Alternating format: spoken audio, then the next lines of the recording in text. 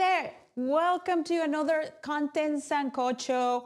This is Saturday, it's Saturday morning or Saturday afternoon, like I don't even know.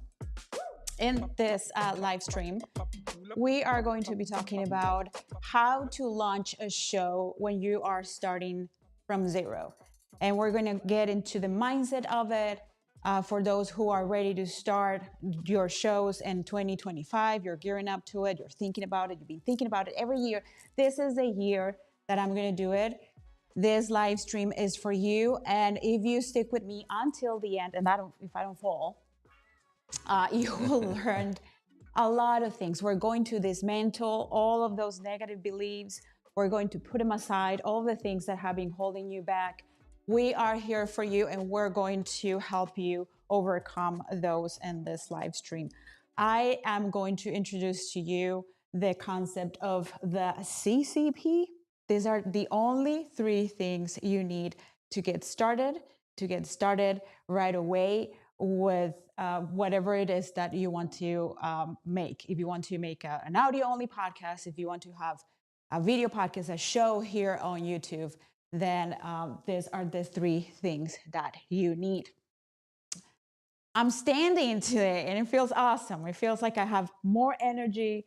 It feels like I am more connected. We have a very dynamic setup here, and all this thanks to Steven. Hey everyone. He is the tech person here at the Pod Sound School, and this is my show. If you tuned in last time, you'll notice that the music drowned out the entire live stream. Yes, so I don't know if you want me to be the tech person, but I'm the guy. So, and this can be inspiration for you. You know, even the people who have been doing it on YouTube for years, have been producing videos and live streams and things like that, they still drop the ball. I'm going to have some patience with myself and some, I was going to say decency, but that's not the word that I was looking for. Some, I forgot the word, but if they make mistakes, I can make those too, and I'll be fine. Was the word grace? You were grace. That's the word.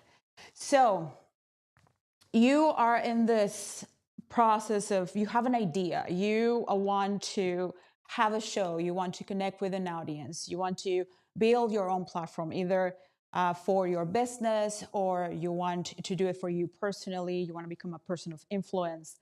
You want to be able to share your stories. You want to have a platform where you can bring people in from your industry and have conversations and network.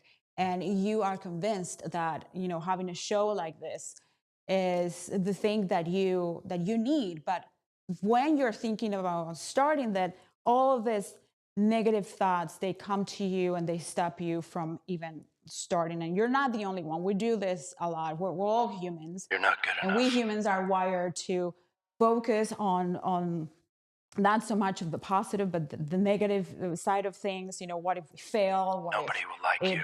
The thing turns out to be an embarrassment. You're an embarrassment. What my wife or my husband or my spouse is going to think about me.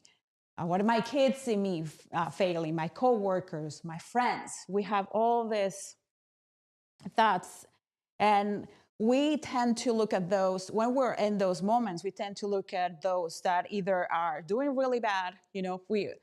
We have this. I was talking to a prospect the other day, and this person brought up to me that everybody has a everybody and their dog has a podcast. And during that conversation, he revealed to me some of the negative thinking that comes when we are about to start a project like this. Or maybe you have seen people in your life, your friends, maybe a family member that was brave enough to launch a podcast, and it turned out to be a disaster, and the only audience that they have was their family members. And you don't want to go through that either. So we focus on that, or we focus on the people who are doing it really, really well. And we get discouraged too, because we think, I will never look like that. Like, I don't have the resources, I don't have the experience, I don't have the money, I'm not as eloquent, I'm not as good looking, I don't have anything to say. Nobody likes me. And so we have these 2 sides, and we we completely talk ourselves out of this idea just because we focus on the wrong stuff. So my objective for you today is just to get rid of those. So let's jump into what I have for you today. But do we want to say hi? Let's say hi. Who's here? Tell us where you're tuning in from. It's really great to have you once again on a Saturday. When Veronica came up with this idea for her Saturday live stream, Content Sancocho. Content Sancocho, I was at first maybe a little reluctant. There's already a giant pile of things on our list, but now it's become my favorite day of the week, and it's something that I really enjoy doing. So thank you for having me, Veronica. I hope I do a better job this time. Tell us where you're tuning in from. I can bring your comments up on the screen. Yes. Music is low-key loud. Anna Davis lets us know that, so I'll make sure to just turn it down a little bit for her. Thank you, Anna Davis. That's good. And I guess I should always err on the side of it being quieter rather than too loud. Yeah. That's great. So turn it down should a we bit. get started? Yeah, let's go ahead and get started. Okay. So how do we start a show when we have zero experience? We don't know what to talk about. I have my notes here. We have no audience. We have no idea how to grow a show. Well, we have to start somewhere. That's why I brought this acronym for you. And the first C that is part of this framework, of this acronym, is commitment. And I'm going to do this. Oh, don't we love this word, commitment? It's a little scary, right? When you talk about commitment, you talk about long term. When you talk about commitment, you talk about effort. You talk about show up no matter what. You talk about consistency. You talk about not leaving things behind or not giving up halfway. You talk about going all in. And then no matter what, you're going to come out the other side. And we kind of do that when we get into a relationship. We kind of do that when we get into marriage. We kind of do that when we have our kids. Is let's do this. And no matter what, man, and it's hard, but I'm going to commit. Same thing. There's going to be a lot of us committing to start a new year with, I'm going to get fit. I'm going to get to the gym. I'm going to lose a few pounds. So this idea of commitment, it's what's going to get you started when you don't know anything about content, when you don't know anything about how to grow an audience, when you don't know what to talk about, is your commitment to make this work.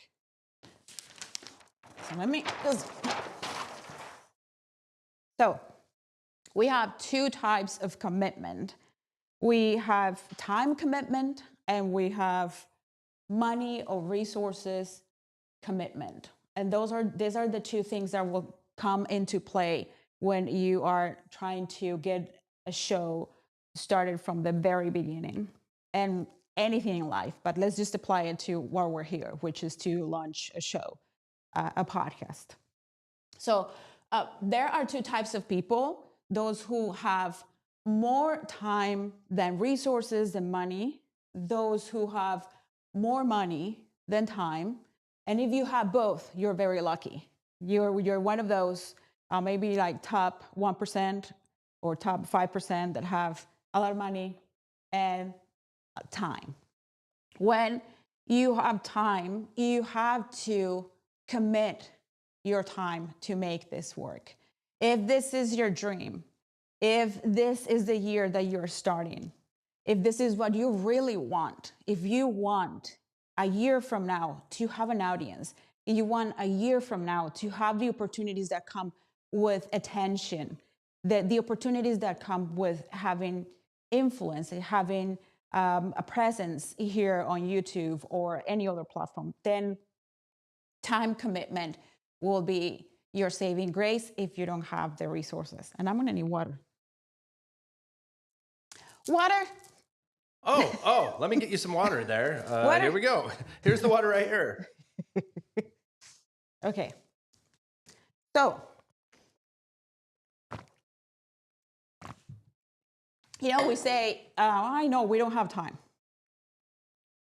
Lately, I would say that we just have this time starvation. We seem to be so busy, and more things are way more distractions, more media throwing at us. But if you are committed to make this work, you will make the time for it, and you will find the time for it. So we daydream, and we have all these plans and these goals, but then if we look at how we spend our time during the week, if we look at how we spend our time during the day, a lot of that time goes wasted. A lot of that time goes to scrolling on social media, to not spending the time building something that is good for you. So look at that time. Look at the time that you have available for you. Look at how you're investing your time. Another thing that we do is that we do a lot of daydreaming. We do a lot of planning. We do a lot of talking. We pace, and we want to share our ideas with other people. But what matters is the action that we take towards those goals and those dreams. Our brain feels like we're doing something when we are sharing that idea. And then we get this feeling of, okay, I'm moving towards the direction of accomplishing my dream, which is to have the show. But in reality, the only thing that you're doing is talking. And the only thing that will get you from point A to point B is for you to take action. Purposeful, directed, energetic action every single day. So it can be that you look at your calendar and you see, like, okay, I have this extra time. Maybe you don't have 3 kids. I have 3 kids. I love you, and if they're watching, sometimes they do. I have teenagers, and they like to watch so they can make fun of me later. But if maybe you're younger, maybe you just have your 9 to 5, and you have this extra time at your disposal.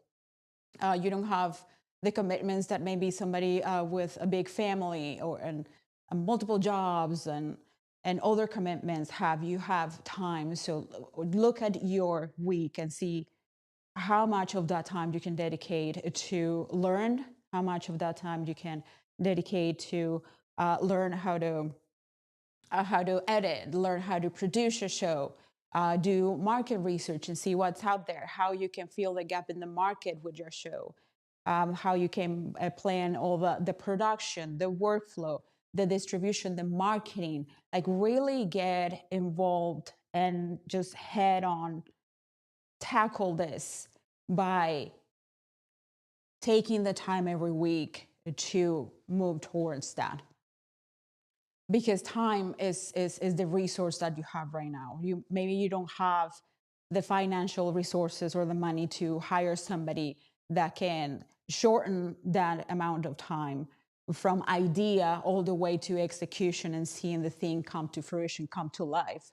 You don't have those financial resources, but you have time, and you will invest this time and keep moving forward. So the things that you can do with your time, here on YouTube, you can find so many videos about how to start making content, about gear, about how to launch a podcast, how to launch a YouTube channel, how to optimize your YouTube channel, how to make great content. So you can do your research that way and piece the information together and come up with this beautiful show that you create because you have the time to do so. And like I mentioned, you can learn how to edit, how to do all of the different tasks that you have to do when you're producing a show. So do you have anything to add to that? Because I feel like I'm doing a lot of talking. I love it. It's nice for it really is nice for a change for you to do the talking. And Oh, okay. I just like pushing the buttons, but I think you nailed it on the head with the time thing and just planning and the strategic, knowing how much time you have to put into it every week and committing to that. I also think that we really enjoy the idea of blocking your time into 12-week chunks or whatever. So commitment is hard. And if it scares you to commit to a whole year of a podcasting endeavor or to start a YouTube channel, maybe it's how big of a commitment that it is kind of, giving you the cold feet. Then that's where just looking at it at 12 weeks, I'm going to do this for 12 weeks. I'm going to put out 12 episodes. Those kind of things would be my little extra That's 2 a great cents. point. You can look at the whole project and say, okay, like for this first 3 weeks, I am going to learn how to edit audio or how to edit video, and then from for the next 3 weeks, I'm gonna do research and learn from people who have successful shows and see how I can come up with an idea that fill the gap in the market right now, something that is different, a different approach. And so if you divide the project in chunks and you dedicate the time that you have at your disposal, you will move forward. And yes, it's very important to divide the project in tasks and little steps, because when we look at the mountain that we have in front of us, it's like going hiking, right? When you go hiking and you see that mountain, like my knees immediately, I'm like, oh no, this isn't gonna go well. The anxiety builds up. I was like, okay, that I will never, this will take me a lifetime. But then if you have good company, you start walking and you start talking, and then in no time you'll be up in that at the top of the mountain, and you made it. And it's because you focus on what was in front of you. You focus on the nice conversation that you had going on with your partner, with your friend. So Yeah, we call it one cosita at a time. one cosita at a time. One foot in front of the other. One cosita at a time. We have a saying here because, like, so I'm sharing this with you because I've been there. All of this, I have to remind myself of doing this on the daily because we have big projects going on here too.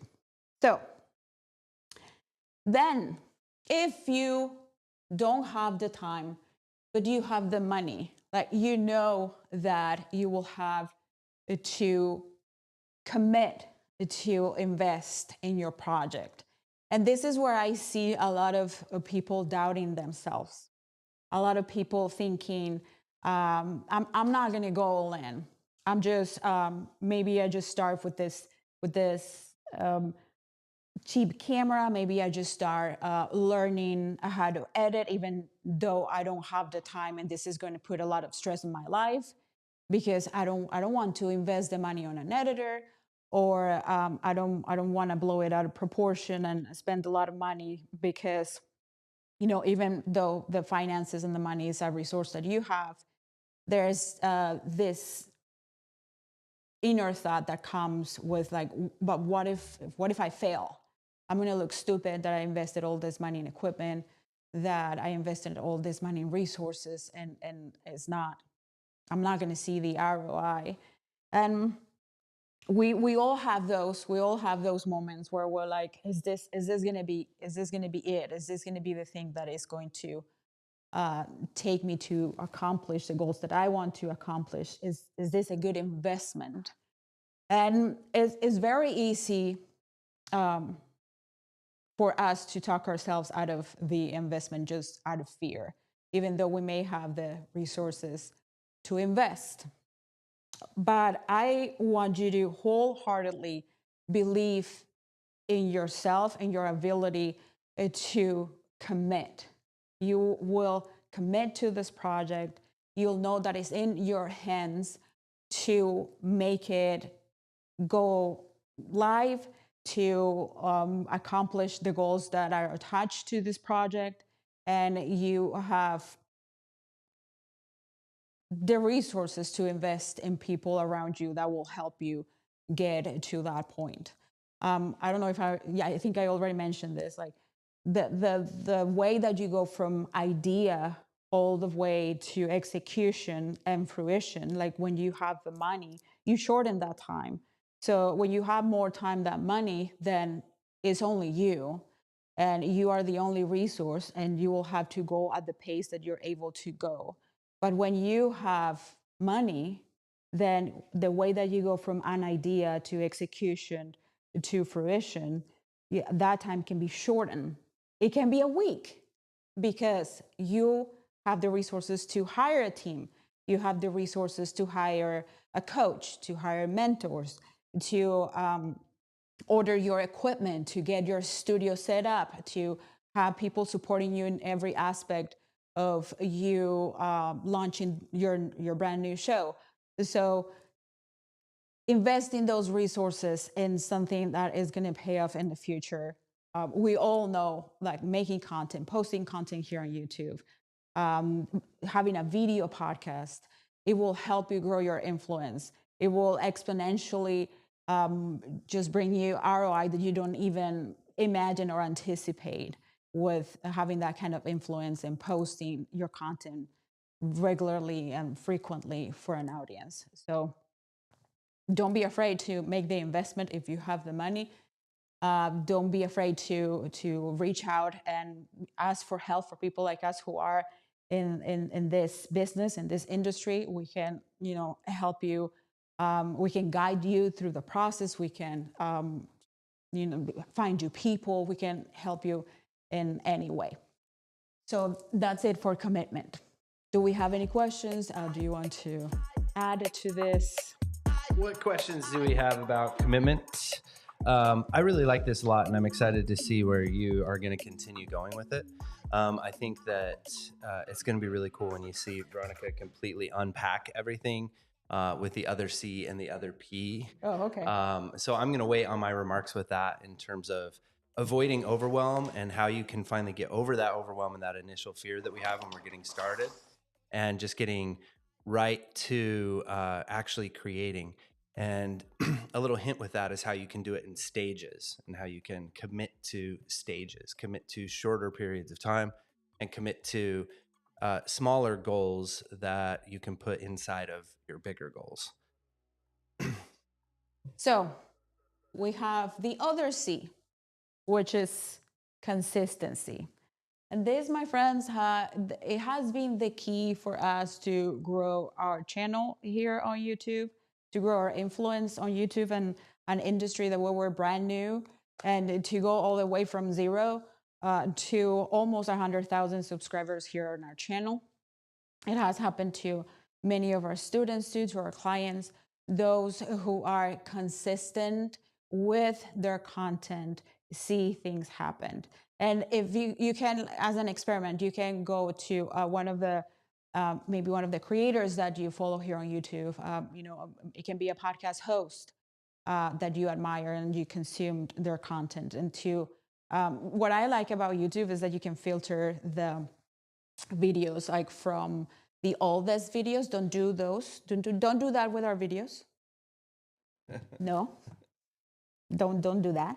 But you can do that with other creators, and you can see like how long they started, and you can see the evolution, and you can see how humble and the way that they started was so humble and so resourceful, and they didn't have any idea about what they were doing. They were like using the. I was going through because I'm in the process of putting a video together, and I was looking through. I forgot the name of the Theowan's YouTube channel. He's huge here on YouTube, and you look at his content right now, and his content looks so polished, and this like very impressive setup. And here's just this dude with a lot of confidence, like so comfortable in his own skin, and he's himself. So I filtered those videos, and I started watching his oldest videos, his older videos, and it was like pretty funny to watch and cringy. And he was recording his videos with his laptop computer, and he was switching the cameras himself, and he was awkward. And so do this experiment. This will give you a lot of courage for you to start. Like nobody like starts and has it like all together. Like we struggle a lot too.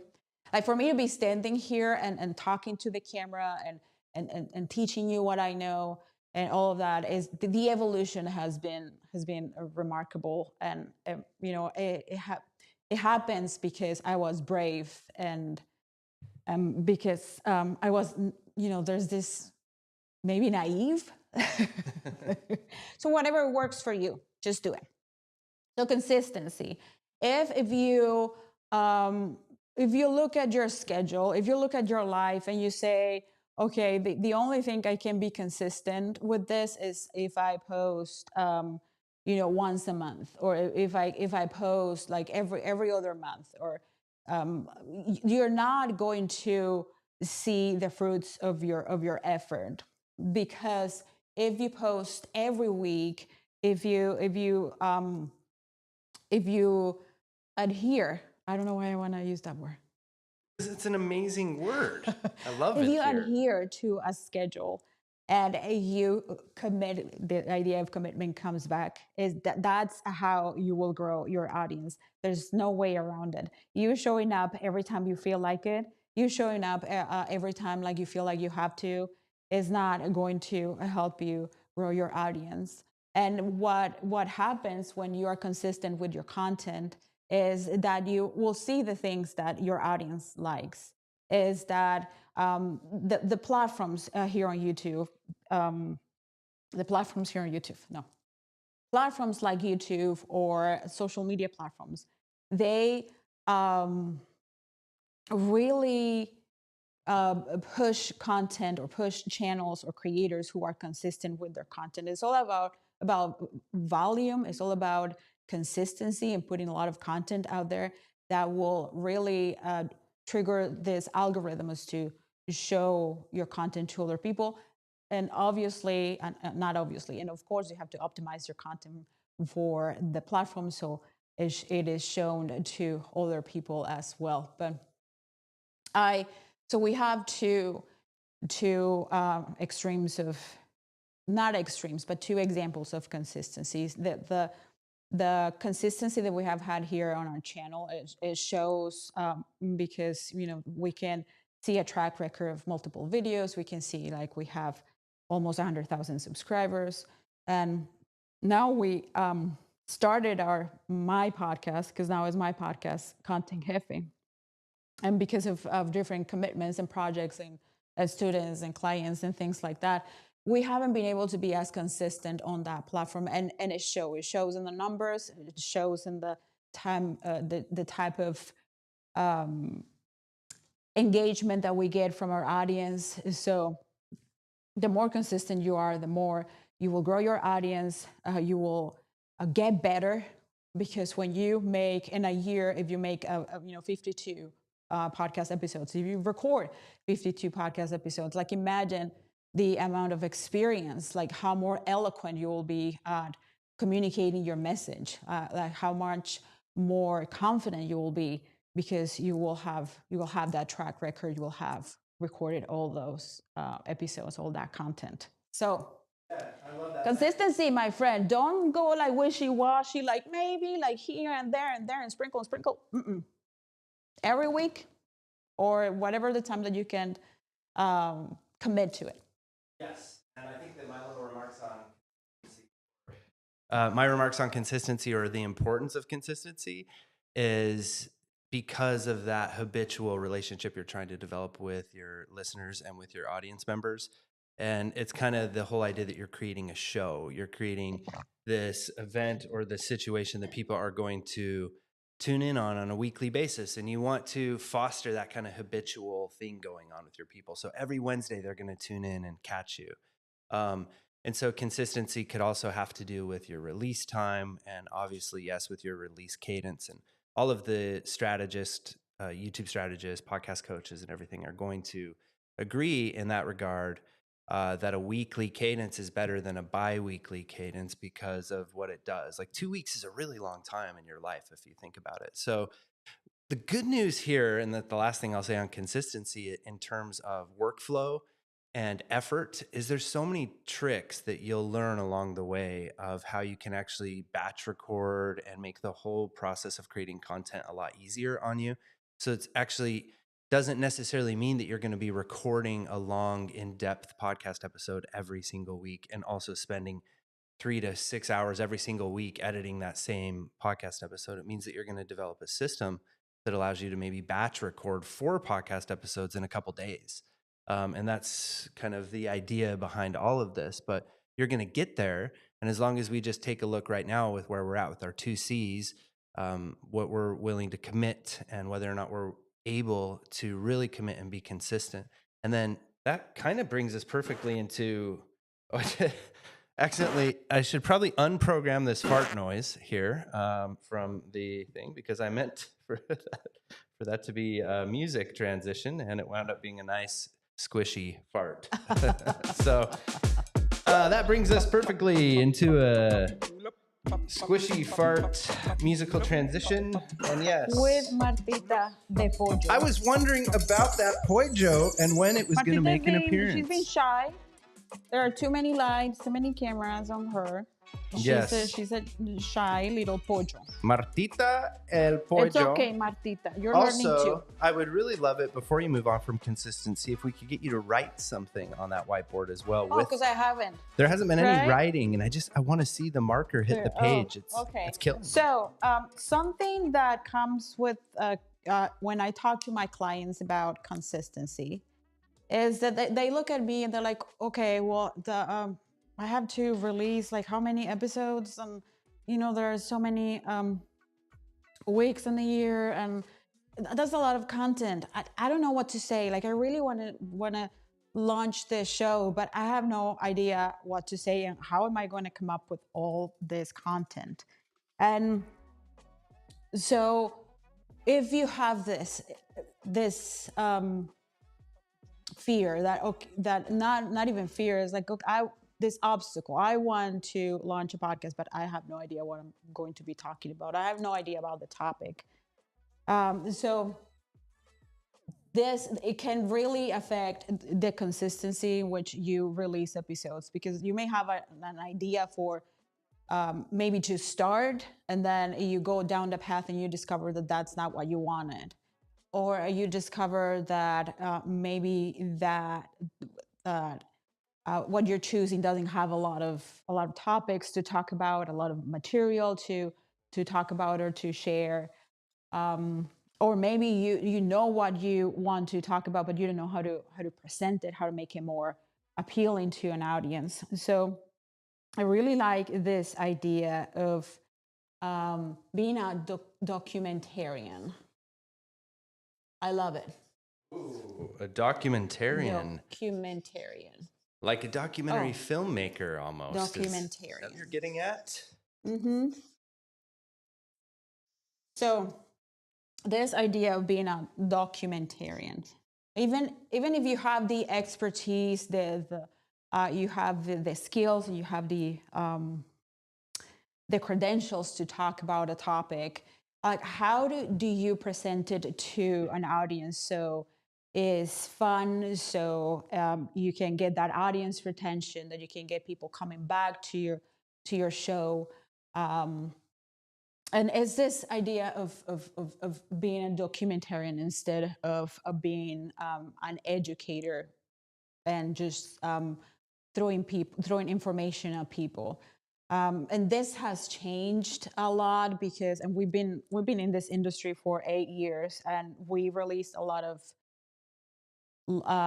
educational content. But because of AI, now people can just go and type into ChatGPT, how do I do this? And then, they get a really nice summary, like condensed summary of the steps that they need to take to do something. So content that just gives people tips or that gives people education is not, it tends not to connect with an audience as much, just because of this, this thing with AI. So, but the good news, the fun part of being a documentarian is that even if you don't have any credentials, Even if you don't have the expertise, you don't have the education, you can like literally make content about your day-to-day life. You can make content about how you are learning to play piano, and how you know the different techniques and the different things that you're trying, that you maybe you hire a tutor, maybe you hire a tutor that was connecting with you through Zoom, or you hire, and then that didn't work, and then you hire another tutor who came to your house, and you just like documenting the process for an audience, and that makes it for us for more engaging and fun content. So this idea of being a documentarian, it will give you content like endless, because you just have to bring your audience on your journey of doing something. So this is interesting because it also kind of blends into the world of, it reminds me of like reality TV, behind the scenes footage. It completely changes also kind of the production standpoint or strategic approach you would take towards producing content. When you think about bringing somebody along with you on your journey, making it real. And what we're looking for there, I guess you could say, if you were to add a bullet point underneath documentarian, it would be connection, right? Or something like that. I'm sure you have similar ideas. Yeah, connection is definitely a thing, because when you see somebody like going through the struggles, the ups and downs, the trying different things, and for those things not working, and just like trying to figure things out, is it's very entertaining, and it's super valuable, because you will be addressing different things during that episode. So the way that this looks for you, if you are a coach, if you're if you're an educator, is that you can use the principles that you use, the frameworks that you use, and either with your clients or in your own life, and then to document that every step of the way, and to record your findings, or to share the story of how you did that during a podcast episode, instead of like, these are the mistakes that you don't that you need to avoid. Mistake one, this, mistake two, the podcast, having a podcast allows you to relax and tell stories. It's not this content that is just like constantly scrolling and scrolling and scrolling and scrolling, a bunch of information thrown at you. This is where your audience comes, and they get to enjoy this long format that is conversational, that is not fast paced, that is meant for you to enjoy and to relax into it, and not having the frenzy of social media. It's a way of feeling like you know people. It's a way of connecting, and really just kind of being introduced to new ideas, and you really do develop deep relationships with your podcast hosts. It's crazy. Yeah. So don't tell me the steps to make a cake. Just tell me how you're going to do it. Document while you're doing it, what's happening, how you're reacting to it. Then at the end result, just tell me how it tasted. So make me experience that with you. That's the documentarian. Ooh, I like this. So wait, let's rephrase this with, don't tell me how to make the cake, and then what would be a cool line to put after? Yeah, so don't tell me how to make the cake. Make me experience the making of the cake with you.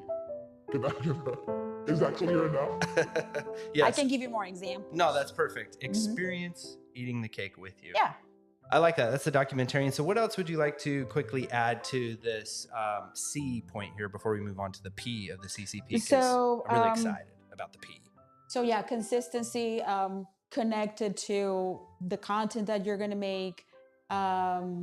Also just committing to release your content, every so often for your audience. I know that I haven't been using this much, but it's because I have all of my notes here. But let's move on to the next point. Yeah? And we'll move on to the next point. Okay. I like having move on to next point music. You'll have to excuse the occasional mistake. People. So we have the first C for commitment. Yes, and the The P. second C was consistency. And this, the last P is for people. Ooh, can we get a little chicken dance for the people? I don't know. Yeah. Very nice. Very nice. Thank you for the chicken dance. And moving on to the people. So, people is what's going to ultimately help you grow your show. It can be your team. It can be collaborating,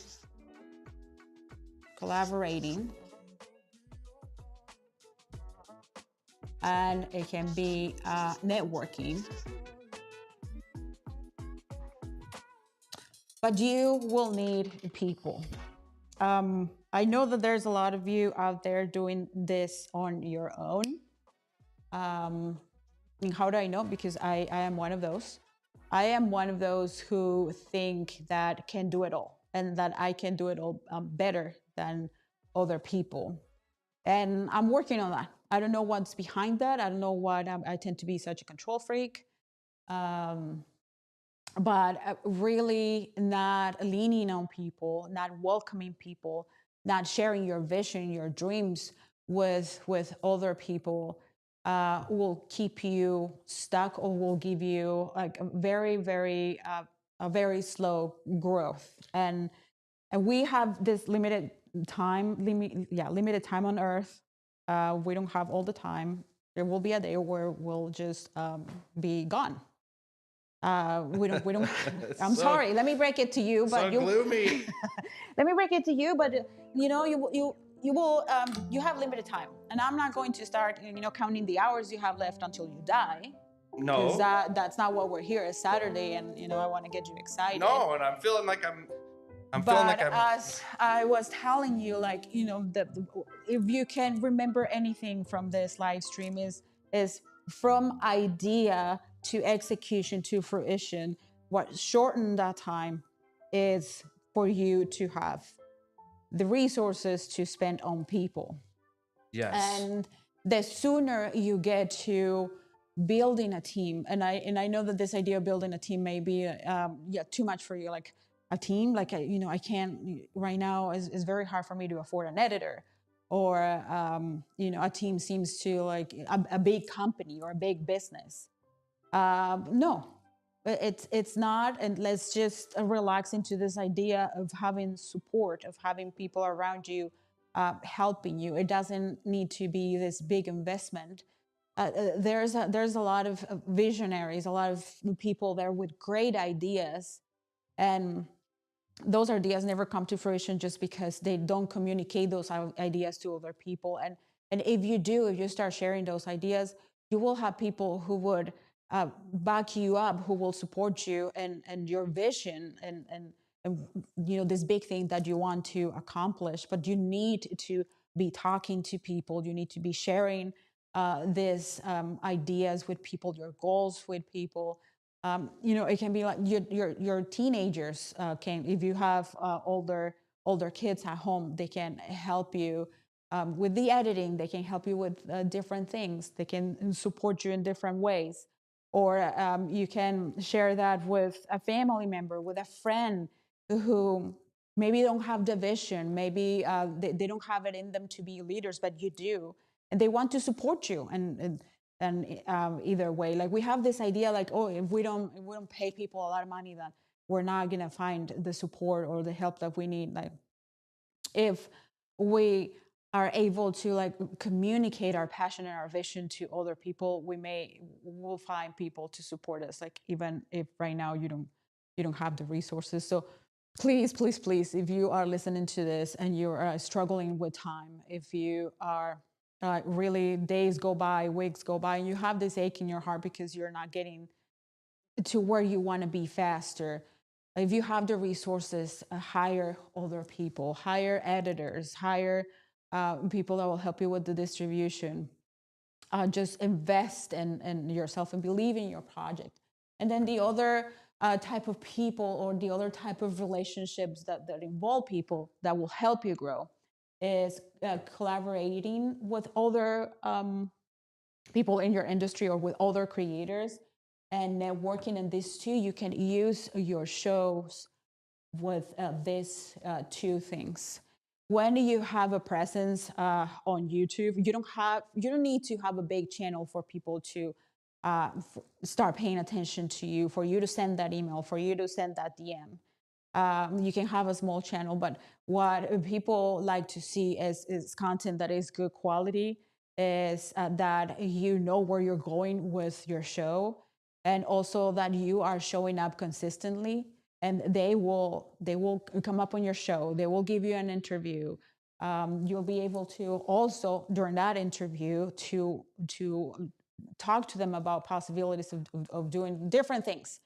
And this is called networking. I would love to add something to that as well, too, just with the networking power of having a podcast. They say don't judge a book by its cover, but we all do. And it doesn't even take very long. I would actually challenge you to do this. Let's say that whatever industry you're most interested in, even if it's one you're not an expert in, but the industry that you're going to start your podcast or your content within. Let's say you make a list of like 5 or 10 of like the top industry people and think really big, as famous as it gets. You'd be amazed how many of them will actually come onto your podcast, because podcasts are actually fewer and farther between than you think, really. And especially podcasts with niche audience sizes, and a podcast even with just 100 subscribers on YouTube.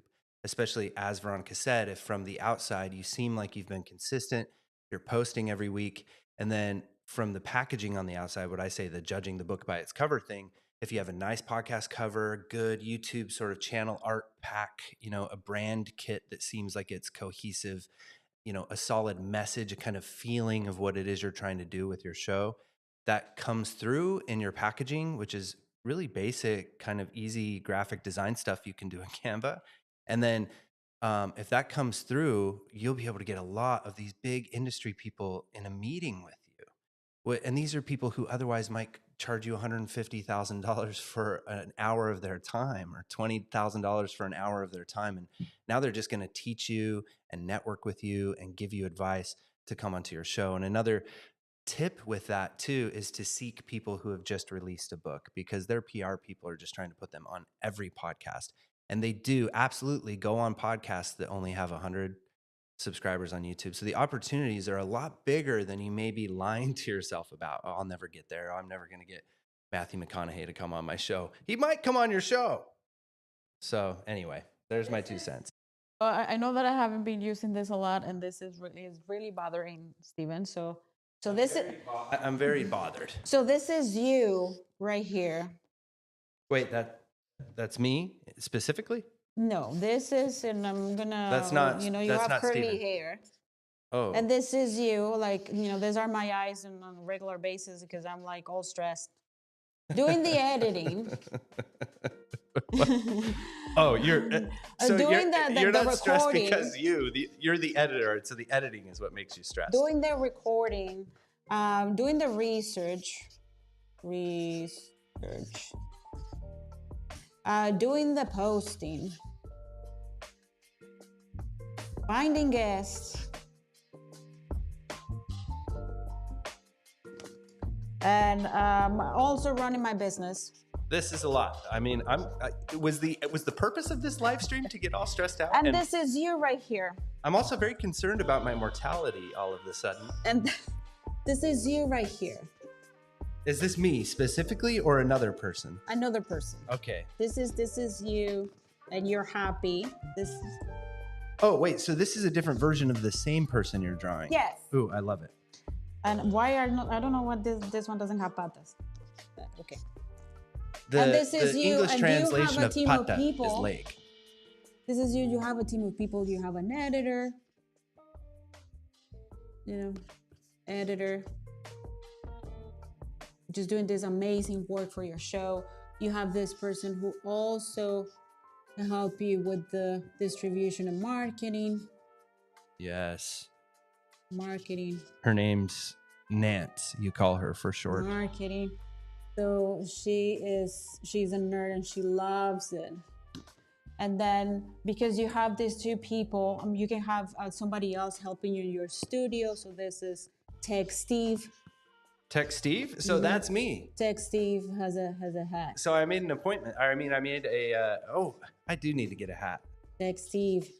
I think I'm gonna get a hat. And every time you want to record your video podcast, Text Steve goes there and he makes sure that you look good on camera, that the audio of the video is being recorded correctly. Text Steve never has Text Steve temper tantrums either. And then you have more time to make a better show.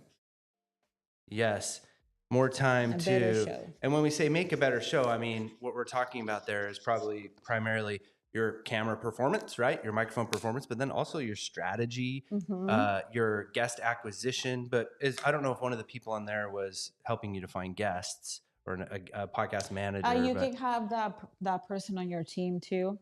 Yes.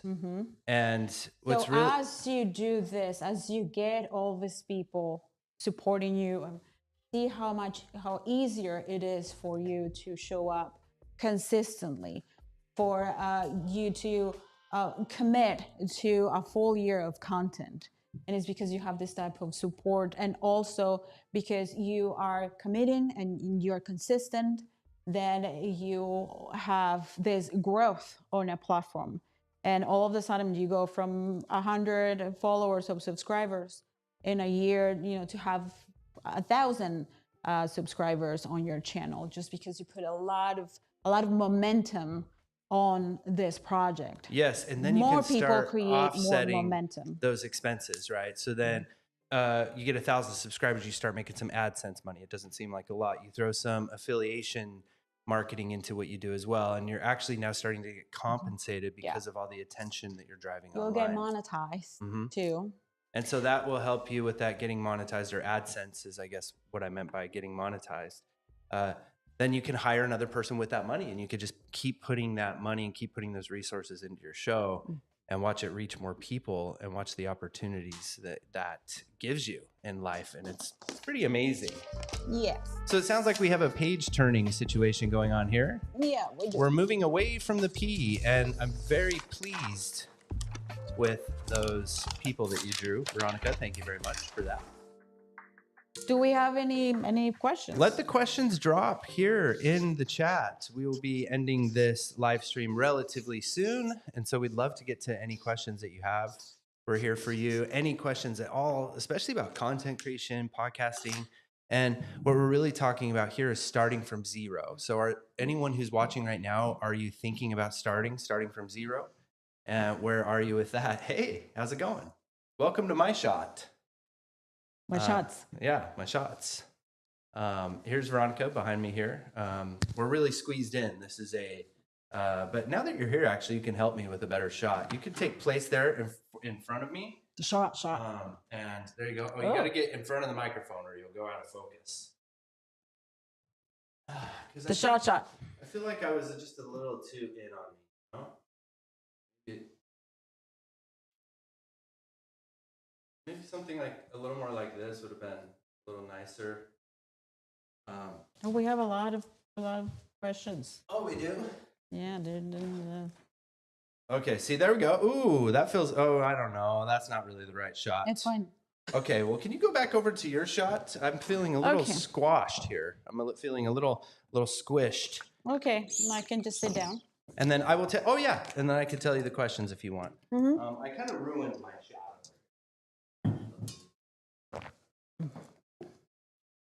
I did change the camera shot halfway through it. So we do have some questions. Do we? And let me see what questions we have. Let's see here. How about a little bit of question music as well, or this one? Need to cue up some new music here. There we go. That's looking a little better over there. So let's see what questions we have, Veronica. I will give them to you. We have, I am creating a podcast absolutely starting from zero. It's not as much a question as it is a statement. That is so cool. Like, who is it coming from? It's coming from Kai. Kai. Congratulations. So that's great. What are you thinking about starting a podcast about, Kai? Just the fact that you are saying it. You're just, the fact that you're stating it. that just it creates momentum. So make sure that you share that with a lot of people, but also that today that you're taking action towards it. Yeah, and I think Kai is wondering where and how to start. Where and how to start? Well, first, like start like fleshing out the idea. What kind of podcast what kind of show do you want to create, and for who you want to create this show? I feel like where a lot of us miss the mark, and that's because we don't know a lot about marketing, is that when we start making content is because we want to be heard. Like it's all about us. I want to share my story. I want people to listen to me. I want to get the attention. And we forget that this is for other people, and that the way that we will grow is because at the very beginning, we started thinking about our audience and what they need from us, and how we can get in the middle of that sweet point, whereas I'm doing and sharing something that I enjoy doing and sharing with an audience that is really benefiting from what I am sharing, and they find tremendous value on what I do. So it's like, right, that's the sweet spot. Mm-hmm. So we do have a question. Think about your audience. We do have a question here. And then Kai gave us a little bit more follow-up, but this is from the Before You Do podcast. Mm-hmm. She says, "Hi, I just came in. What's written on the board behind Veronica, please?" You like did you guys like it, like the board situation? Because if you do, I can get better at it. She can get better at the colorings and the things. We have to experiment with everything. And I know also how do we all feel about the random noises? I meant to cue in a chicken. I kind of wanted to have like some laughter. All I have right now is an applause. So to answer the question, what's behind me is the 3 things that you need when you are starting your podcast from zero, and you want that podcast to go places. You want that show to be big. Yes. And the 3 things. You can stay right there. I'll move this. Oh, there you go. And these are the 3 things. Those are the 3 Commitment, things. Consistency, and people. Yes. And I really like this a lot. And with on this idea of kind of starting a podcast, and I know it looks like, how long have you been podcasting the Before You Do podcast, out of curiosity? And how many episodes are you in? Are you doing video podcasting? Give us some deets. But since we're talking about really the theme of this live stream is starting from absolute zero, I really like this idea of working in stages. And I mentioned at the beginning of near the beginning of the stream that I would refer back to this again. And so we're looking at these 3 considerations: commitment, consistency, and people. How to, if we have these 3 things, that, you know, we can really have a lot better situation. We'll actually grow our show. Our show will actually be magnetic, touch people. And a lot of that really does Not inappropriately. Not inappropriately, no. I mean, in a good way. I'm talking about, you know. See, and this is where like maybe a little tickle noise, but all I have is this applause, you know, or a little goofy, I don't know. I wish I had a whole soundboard of sound effects. But basically, we get to planning, and it becomes very easy when we're planning to become so overwhelmed by everything. And then we start thinking about, and we compare ourselves, like Veronica was talking about Theo Vaughn. We compare ourselves to Theo Vaughn, or to the Huberman Lab, or to the Diary of the CEO, or I'm just talking about the big YouTube performers. And that's what we want right at first. I think what's better is to actually, like Veronica said, go back to their earliest videos and say, that's what I want right at first. So a single camera, my laptop camera, my phone camera. And the idea is to actually just start the process of creating and then fumble a bunch. That seems to actually push people realistically into making something than to just ideate and think about it forever. So we do need to like take the plunge into it. But I think one way to do that is to do it in stages. So stage 1 is I'm going to put out, you know, stage 1 can be 12 weeks. For the next 12 weeks, I'm in the stage 1. I'm going to put out this many episodes. It's going to be audio only. I'm going to start audio only. I'm going to get it on the audio only players. I'm going to get comfortable doing that. Stage 2, maybe I'll start putting in video graphics into that, and I'll get my, step cousin Carl involved. He's really good in the Adobe programs. He took an Adobe class at the community college, and he could probably help me out, right? And you have a lot of experience how to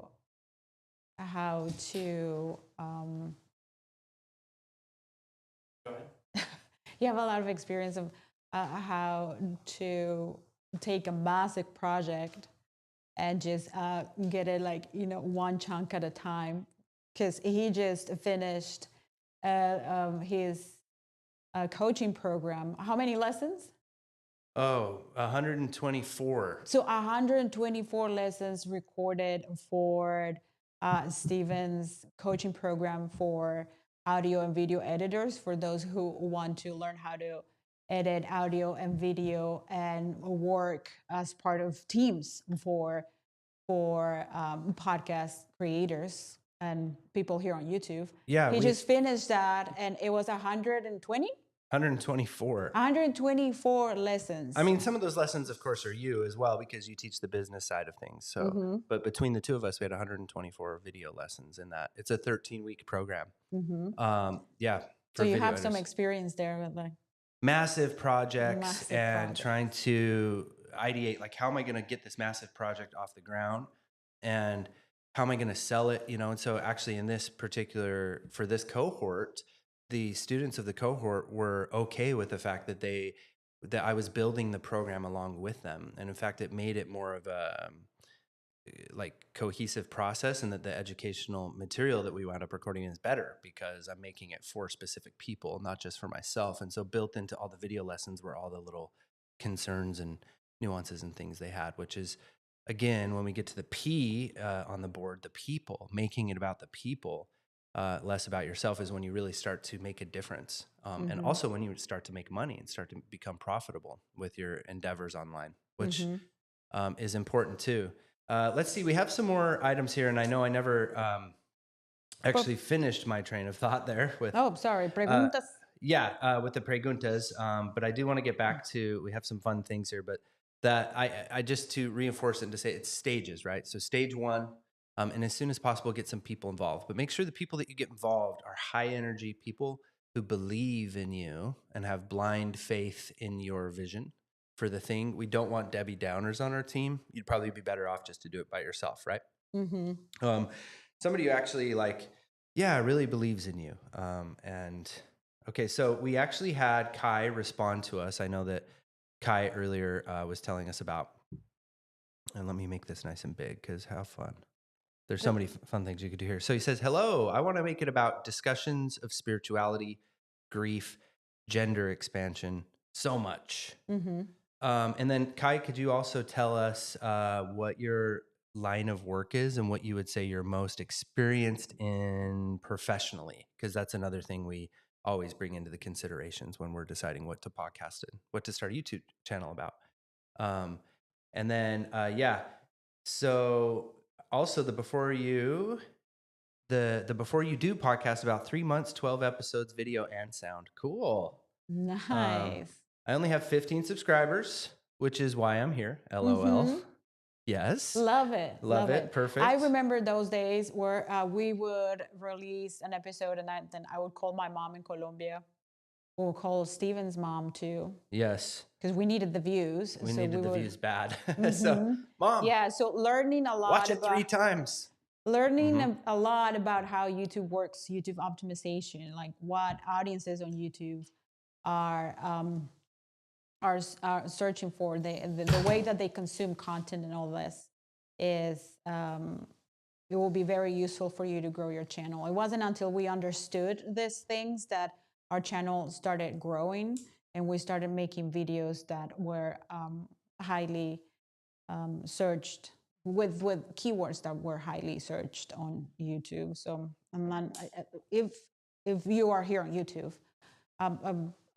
tool that I would recommend for you is TubeBuddy, because inside TubeBuddy you have Keywords Explorer, and then with Keywords Explorer you can see the keywords that your specific channel ranks for, and then you'll be able to make content or to make episodes around those keywords, which keywords are the things that literally like people go on YouTube and type. How to bake a cake, how to discover, or how to know if my husband's cheating. I think you really want cake.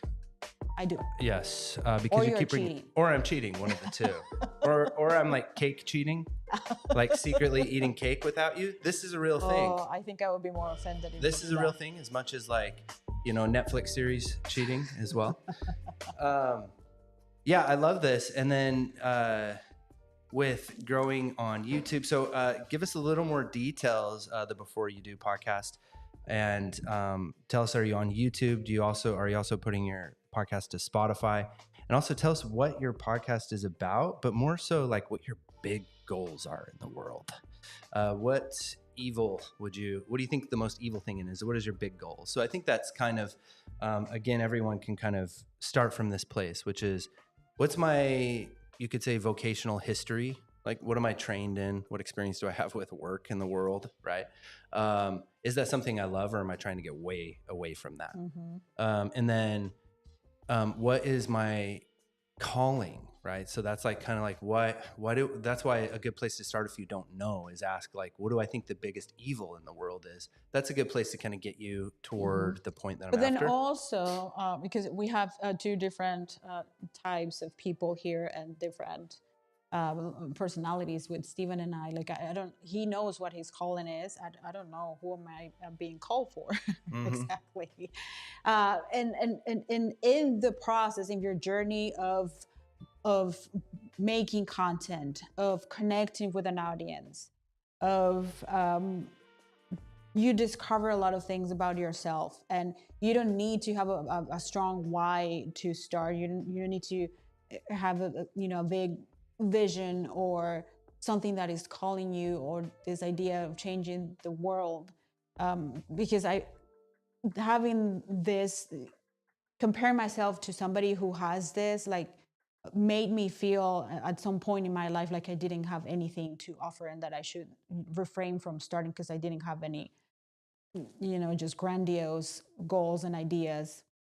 But if you're anything like, like me, you're curious. You can also use your content to find out what you're good at, to find out what moves you, to start conversations with your audience, to discover what you're good at, to maybe be one day like me, just wake up and feel like I have this thirst, this desire for expression, this desire for helping people. It really moves me when I get to have conversations with people, when I get to use my talents to help other people. And I discovered that through the process of creating content. And I didn't have that before in my 9 to 5. I graduated from law school. I went straight to work, and I was working in a cubicle, and I just didn't have any idea of how to help people or how my work was creating any type of impact. So yeah, two types, like those who already know, they're ready to, they have this idea of changing the world, the visionaries, and then we have like people like me who just want to get started. Interesting. Right? And I like that a lot. And maybe I should, we tend to think that everybody views the world the way we do, but a lot of really cool things to unpack here too, inside of, to continue with the Before You Do podcast. She says, my podcast is about having conversations about things women need to know before getting married. My niche is women looking to get married or already engaged. The Before You Do podcast. Love so it. now it makes sense. Oh my gosh, The name makes sense. so. Are you on YouTube? She must be on YouTube because she has a really cool YouTube thing, and I can't really check it out during our live stream. Such a fabulous idea for content and for a podcast. And think about the contribution that you're making to your audience is so valuable. Yes. I was just thinking the other day, because we've been in this journey. When you're older, then you get to like look at the patterns in your life and look at the things that are holding you back and your childhood trauma. But that's for a different you know, a different place. Not for this. That's for another story. Another story and a different channel. But one of the wonderful things of this time of us being alive during this time is that we have so much access to information, and that we have so much access to wonderful people who have been brave enough to record in front of a camera, to record something in a microphone, and just send it out there for those who need it. And what you do is so important, because we don't know what we're getting into when we are getting into that commitment that is just so, I mean, like, how is it that for you to get married, like, there's no like more education and more, because it's a lifetime commitment. It really is. Yeah, and when you say, she says sorta on YouTube, LOL, is that meaning that not a lot of camera situation going on? Are you? Yeah, what do you mean sorta on YouTube? What are you? Yes, what are you looking to improve on YouTube? Yeah, like I can already tell. The sort of on YouTube is, It means maybe distributing the podcast to YouTube and posting episodes, but not like really getting into the weeds of understanding the platform. yes, and then she all says that. right. But the moment that you do, you will be unstoppable. Oh, and then Fabricio, which I did with Fabricio, wanted to actually try out my Spanish and embarrass myself. A ver. Let's see if I can do it here. A ver. Now, Veronica is the native Spanish speaker, and she's the one who's brave enough to always speak in a second language. Let's see if I can do it. I'll cover my face.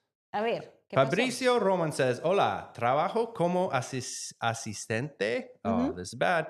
Educativo para niños con discapacidades intelectuales en un colegio. Soy psicólogo y quiero empezar a hacer un podcast o canal de YouTube de que puedo hablar. You could see it's hard. He helps. He works at a school with kids with disabilities. Yeah, he gave us an English translation too, but I wanted to practice it in Spanish. So that's so wonderful. If you want to support this community, I mean, there are so many ways that you can do it, and the ones that, yes, the kids need the support of like your support and the education and all that, but I would take it to this idea a little further and include parents. Like, how can you support the parents, because you have a lot of tools and a lot of experience when it comes with children with disabilities, and then for you to make maybe a show that is that targets parents who are going through the process of raising a child with disabilities. That can be a great idea, and for you to explore here on YouTube, because I can see a lot of parents trying to find answers for certain things when it comes to raising a child with disabilities, and you will be a great resource for them. So that again is where now we get to the situation of, especially with something like this, like a very meaningful, profound, topic, right? And that you're going to be covering, and very heartfelt, very difficult to talk about. This is the beauty of content. The beauty of podcasting is this specific kind of, such a good example, right? Because there are a lot of other people in very similar situations to you, Fabricio. Am I getting the name right? Yeah, Fabricio, that are starting similar podcasts. And here's really, then it comes to your calling, which is what would make your heart feel the best? Would it be, like Veronica just mentioned, helping the parents? Is it the struggle that the parents go through with their children with disabilities that you feel the most pain towards, or that you could want to help the most? Or is it the children themselves? Is it the lack of Is it more of the political landscape of how more the generalist population should really be more aware of what's going on with children with disabilities? And you could see how your desire or maybe the change you want to make in the world would be a really first good question to ask about what could I talk about? Well, if you first started with what change you want to make in this world, in this specific niche that you're inside of with your topic, then that could answer your question immediately, because if it's for the parents, then you kind of already know what you would talk about. You and ChatGPT would help you come up with a topic list in minutes. You just say, "Hey, I'm looking for some topic ideas for parents who are struggling with children with disabilities within this. Can you give me some ideas?" And you'd be off to the races. Yeah. And then it's just a matter of putting together keyword research to see what these parents are searching for. And if you can actually then start making podcast episodes that really profoundly answer the queries that these parents are searching for, then you have lightning in a bottle, and you can really make serious impact with your show. And that's really what it's about. The monetary gain, the fame and power that we get from becoming really influential are great, but it's about the impact that you can make. So really cool topic. Yeah. Love to see where you're going with that, Fabricio. Keep the ideas going with that for sure. Yes. And the other thing I'll say too is, like, with a big idea like this, there's no reason you can't experiment with different approaches. Veronica has this famous thing that she says here at PSS Media, which is it's all market research, right? Every video is a little bit of market research. Yeah. And the way that your podcast is in this stage 1 is going to be very different than the way your podcast is at stage 10. Right now, you just need to get comfortable in front of the microphone. You need to make some mistakes. You need to, buy the wrong gear and waste money on the wrong gear a couple times, and then things will start coming together, and you'll know very specifically. You won't even have to ask that question. Yeah, I love the idea of market research, because you will have videos, episodes that will totally flop. That you will like, oh, and I put so much love into this, and the more that you're detached from what you make, in the sense that your worth is not attached to it, that you're just creating this thing for your people, for the audience, for the people that you imagine that will benefit from this, that the better you will become at creating content. Like, just like complete detachment, like no, don't attach your self-worth to an episode or a video. Yes. And I love all of the activity going on here. Definitely keep it coming. I thought Veronica would find it funny. It's good that you're away from the computer, that we got another thumbs down in the middle of. Ay, pero ¿por qué? I don't know, because they want to see you do that. So you can't react. Because when you give them the thumbs down, I guess. If you're the same person, like, if you're gonna keep coming here and giving me the thumbs down, like, no, okay? Yeah, come on I put now. a lot of work and a lot of love into this for you to just come here and give me the thumbs down. Like, what is it? What do you want from what me? do you want? Why are you giving us thumbs down? What do you want from me? All right, guys, this is serious. We need to know who gave us the thumb down. Come on. Say it. Who was? Are you still here? What's your name? Come on. We can get through this together. What is it? We didn't provide an answer. I don't think they like my brown shirt. Maybe they didn't like my shirt. But we did get a thumbs up right after it, so thank you to who gave us the thumbs up afterwards. It does help quite a bit. I think it's the same malparido who keeps coming in here. We're not allowed to. Oh, we're not allowed to say that word? That's pretty bad. Yeah. Lo siento, everyone. Yeah, Lo siento. Sorry, Fabricio. Sorry, Fabricio. When you hear curse words in other languages, they don't sound, you don't understand how real they, you know what I mean? The beef behind them. Because I say curse words to Veronica in Spanish. She's like, oh my gosh. I didn't, and so I apologize if I offended anyone with my last. Do we have more questions? Yes. So, just some more following up where, the Before You Do podcast. And I'm trying to catch her name too, but I can't see it close enough. But I'm still learning how to load things up on YouTube. She's mentions also that I'm not technically inclined, which is also really funny. English word that Veronica likes. Whenever you say that, she'll incline toward you. I'm not inclined to do that. So when it comes to the technical, are we referring to the equipment, the cameras, or are we the cameras, the video, the or lighting, the editing, or are we referring to how things work on YouTube, how to optimize and upload your videos and titles and thumbnails? And her name is Verlyn. Well, hello, Verlyn. There's no way you can get thumbs down, all thumbs up, because this is great stuff. Oh, thank you. Oh, thank you. You're so sweet. I think, we've had some people who they just like to come and they just like to come and poo-poo on you. It's okay. We also have teenagers, so we can take it. It was my teenage daughter. That's probably who it was. We know. This whole time it's just been her. She pops in here just to get that reaction. Any questions we have about gear, about now that we're on this topic of, the tech stuff, let's make sure I didn't miss anything. Kai also did really like this idea about the query info. And I think what you're asking about here is what you could call SEO, search engine optimization, really powerful stuff. And it is perhaps the big argument for YouTube. It's one of the two big arguments for YouTube when it comes to your podcast content, which is why all podcast coaches are like, you got to get on YouTube. It's for two reasons, because YouTube has two things going on. It's the second largest search engine in the world.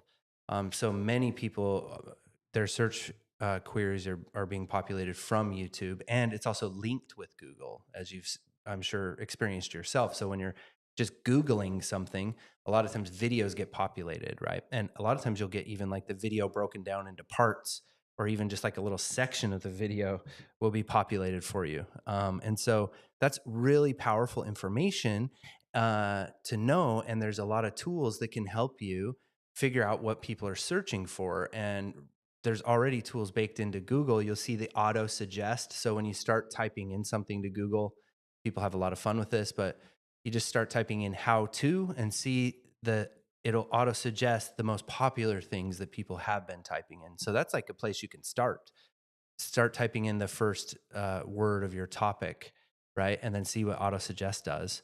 But the step above that would be tools like answerthepublic.com is pretty cool. And then also on YouTube, TubeBuddy is really great. Now, some people are arguing that TubeBuddy, vidIQ, these kind of SEO help us with SEO, these kind of apps and plugins or Google Chrome extensions that you use with YouTube are maybe not as useful as they used to be, but TubeBuddy is still very useful for that one reason alone, for the Keyword Explorer option.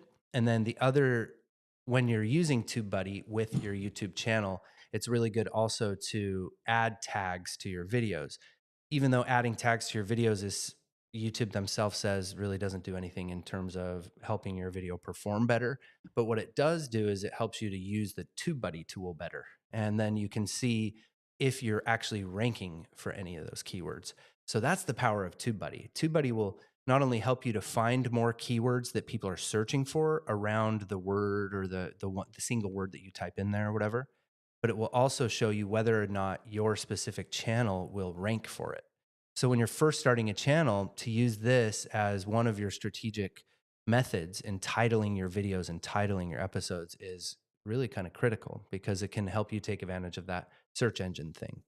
And so, yeah, it might kind of put you into this place of making content for the query. And this is kind of how we got started, obviously, as an educational channel. And one of our best performing videos is how to start a podcast. And that we do that every year, that video, and different variations of it. But it took us a long time to be able to rank for that video. And so we kind of snuck in and were able to rank for that video because we made how to start a podcast on your phone. And so sometimes that's what they would refer to in SEO language as a long tail keyword, or additional words on the back of the keyword. So the big keyword there is podcast, right? But how to start a podcast is a keyword phrase. And then how to start a podcast on your phone is a longer keyword phrase. We ranked for that. Our video was like #1 anytime you search for that for a long time. And then so that kind of brought the rest of our channel up. And now anytime we make a video about anything that has to do with podcasting, we rank for it. People look for best podcast topic, one of our videos pop up. So it's very powerful. And that's just one of the considerations of YouTube and why you need to get your content on there. The other consideration is YouTube's famous algorithm. And it actually has multiple algorithms. I like to think of them as neighborhoods or just separate algorithms or platforms. And, there's the homepage algorithm, and there's the suggested videos, and then there's also the shorts. And YouTube Shorts has an entirely different algorithm that's separate from the other one. And so that algorithm is a matter of similar to YouTube. It's trying to populate what it thinks its logged in users are most inclined to watch. And so there's a lot of triggers and a lot of gold stars you're trying to get on your videos to make people to please the algorithm. And creators very often think to themselves as feeding the algorithm, right? Yeah, pleasing the algorithm is and constantly feeding this algorithm. So there you go. I talked more about the query info, Kai. I hope you found that enjoyable. Let's see if we have any more questions. What do you think about the SEO thing? Any big things there? Power indeed, powerful. Thank you.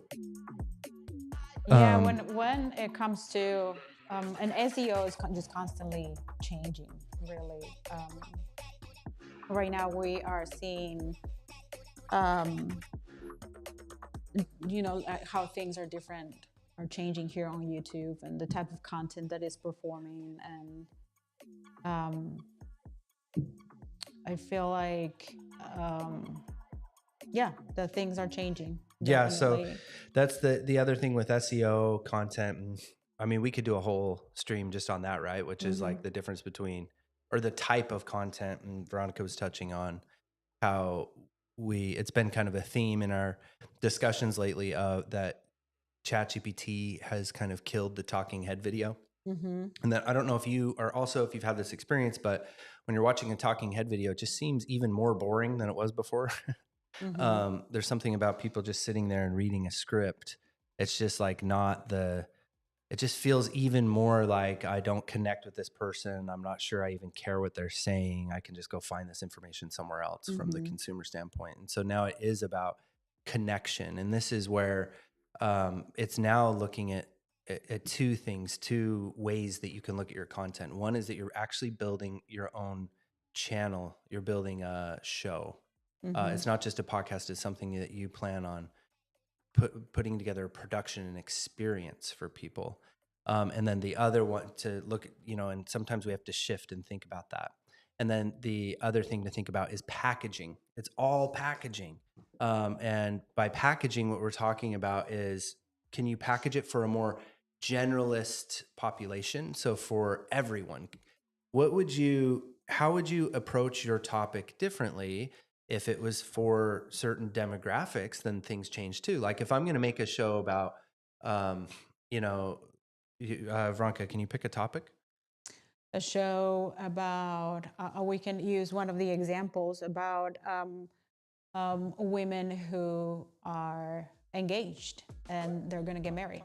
Oh, okay. Well, then that's a little bit easier, because I know right off the bat that first off, I'm a woman, and I could bring my own expertise on the subject into it. I mean, I'm not really, but I would be, or maybe I'm not. But if and it's for women, it's not for men. So this is great, because then you know the language, you also know the design, you know the branding, you know the colors of your podcast cover, you know the font needs to be without risking any more thumbs down. It needs to be feminine, right? It needs to be cutesy, and have some stuff that, and maybe, include some classic colors that symbolize or make people think about weddings. And now we're looking at also maybe some floral things start happening, and all of a sudden the symbolism of but I'm over in the creative department, so I'm thinking about things like that. But then if you're, that's packaging in one regard. So that's easy enough to think about. Excuse me, I'm going to put it over to you for a second, Veronica, while I cough. He needs to cough. So I don't know what I'm supposed to say, because you have the. Okay, well, it's true. You just sit there and just look cute while I die, and then Okay, I'm back. So what I mean by packaging, though, yes, there's the physical package, and it used to be like when we were making a CD cover, we could like draw something on a square piece of paper and actually put it in a package. But now it's a digital package. So when you talk about packaging, yeah, you're talking about the graphics that go onto YouTube, for example. So how are you going to package your brand? And that's graphical packaging. So that's one consideration. The other consideration, though, what I'm talking about is the story package and the actual episode package itself. So now you're thinking about, okay, here's this topic about weddings. And I'm talking, yes, to women who are either already engaged or they're thinking about being engaged. And I want them to know what to expect. Obvious topics pop up. Maybe I'm going to make episodes about prenups. I'm going to make episodes about, meeting the parents or what definitely to do and what not to do. Probably a lot of to-dos and not to-dos. What questions to ask, what things that, But all of that, again, this is where I'm challenging the conventional thinking in this way, which is this is where things I think have shifted a little bit, because it used to be, okay, let's, really niche down on that singular woman. But now I think that you can argue with this new generalist thinking that you shouldn't niche down. And instead, how can you make this topic of getting married like viral, have some virility to it, meaning, or that it's the whole generalist population would find it interesting. And there's so many ways you can do it. And then what I'm saying, though, is you wind up talking about you cover the same material. I'm still going to do an episode about prenups. I don't know anything about prenups. Do you know anything about prenups, Veronica? No, but that's where you can reach out to an attorney, a family law attorney who does prenups, and you can have them over at your show and interview them, everything, and ask questions about prenups. Yeah, but see, then here in the interview with the person you get on your show about the prenups, what's the difference between somebody who's doing this independently on their podcast and somebody who's doing this with a production? Is there a way that we can reverse engineer what each person on a production is doing, write it down, and implement it to a smaller degree by ourselves, and then delegate those tasks? Is there a way that we can today expand our production a little bit, and the way that we're thinking about our production? So what I mean is, you break apart that topic, and when you're interviewing that person, you're going to have that person on. This is a specialist, a lawyer, maybe a divorce lawyer would be a good one, right? Somebody who has a lot of experience. And so your question is, how do we make this appealing to a broader audience? Yeah. So I'm saying, how can you prepare for that interview? How can you prepare for that person? And how can you, in your production, and there's this common word that everybody keeps throwing at us recently, SOPs. The SOPs. So, those are two questions, because I thought you were talking about like, how do you make, the way that content is performing here on YouTube, or how do you make your topic more appealing to a broader audience, not just women who want to get married or those who are engaged. Yeah, and that was kind of the question. How do we broaden? How do we have a niche? So here's the question specifically. Yeah, I'm sorry, but how do you take a niche topic and broaden it for a generalist audience? So for this example, like, we want to appeal to the what makes us what takes us inside, what makes us as humans to have a reaction, an emotional reaction, like curiosity, something that is going to make me laugh, so humor, or something that has to do with money. So with an episode like that, talking about prenups, the way that you can address this topic would be, this is what, and it's not that you're going to spread misinformation, but you can go and look for that data, but you can say the title of this episode, and the thumbnail can say something like, this is why 90% of marriages fail. Yeah. So it's appealing to relationships, to failing relationships, to marriages failing. Like we're all in a relationship, or we're married. Yeah. So now it's just not only the women who want to get married or those who are engaged. Now is you made that topic into a broader topic that a lot of people will be tuning in just because they're curious. I love that. And I think what's really cool about this too is nothing really changes, because one of our concerns with like not niching down, right, is that we'll alienate our ICA, our ideal customer avatar, this target person that we're told by our coaches and gurus to imagine and visualize as we make all of our content.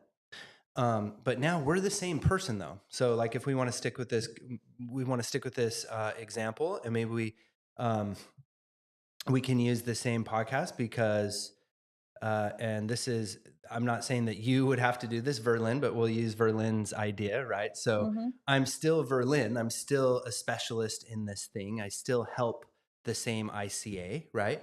I still help women know what they need to do and how to get prepared for getting married, which means I can still monetize a product around that as well, right? So maybe I have private coaching, consultations. I even do meetings with couples. I even might have something that helps with the prenup, some prenup check sheets, worksheets, all of the email marketing, all that stuff still stays the same. And it still totally functions and works inside of a more general episode. And, maybe then also there's the concern, and, this reminds me of Veronica went to the podcast movement and watched Stephen Bartlett from the Diary of the CEO speak. And he says that we're petty, I would say that in a British accent, but I'm not good at British accents. But he's like, we're petty and we're not afraid to be petty. And I think what he means by petty in this case is that they're not afraid to target sensational keywords, and they're not afraid to target that example, to use an example like what Veronica just gave us, which was why 90% of marriages fail, or why 80% of marriage ends in divorce or something like that. And then what I was saying in terms of production, and how even though you don't have a production team and it's just you doing this solo, but you did just land a really big interview with a divorce lawyer. If you know beforehand your keywords, speaking of SEO again, those keywords that you're targeting, then you can divide your episode up in that way. And you don't have to have a well planned out script that you're going to read to your guest. You just have to have 3 or 4 questions that you want to make sure you ask.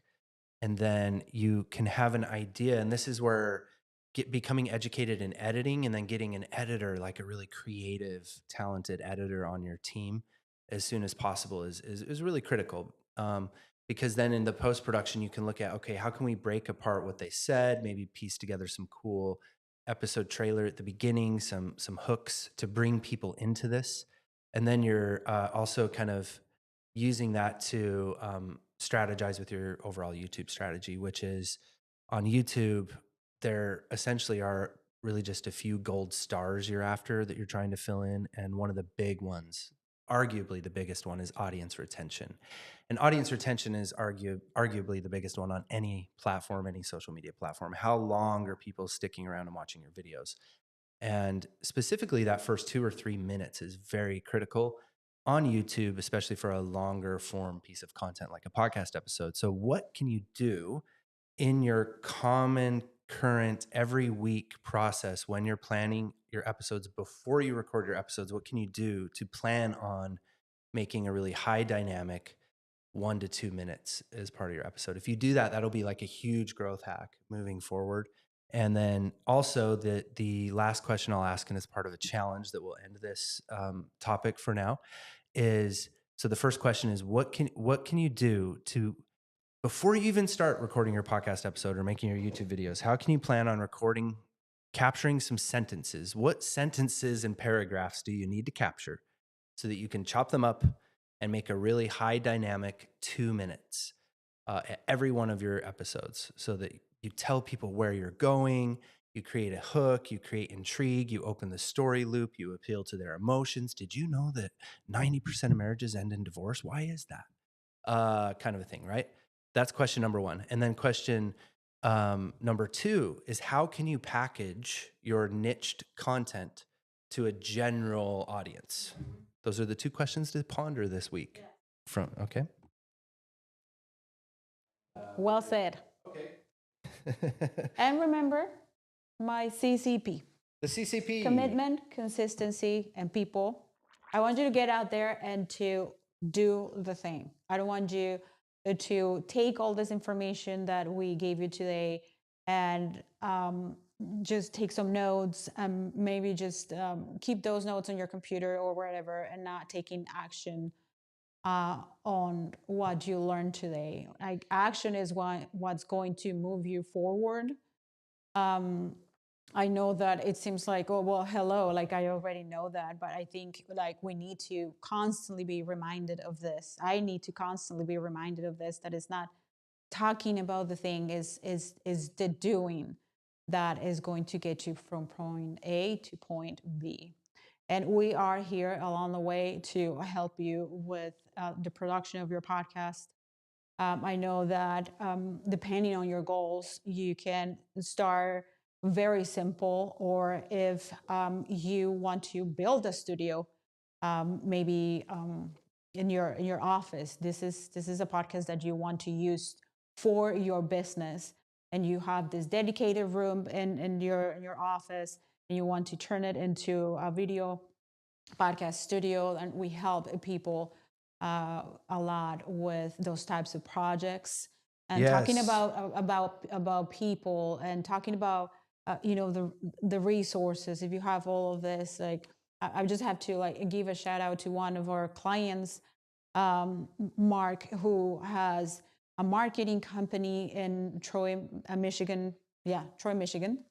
And he they were doing marketing for many years, and then they're realizing like how things are changing, and how content marketing is leading the way when it comes to generating leads for businesses and turning those leads into long-term customers. So he decided that he wanted to incorporate video production and podcast production into the services that he offers for his clients, and we help him build a multi-purpose content studio there in his office, in his headquarters. And now he has this like state-of-the-art studio that his clients come and record content, and instead of like staying behind with changes in the market and just like being stubborn and not moving forward, he adapted to this new form of marketing, and now he has this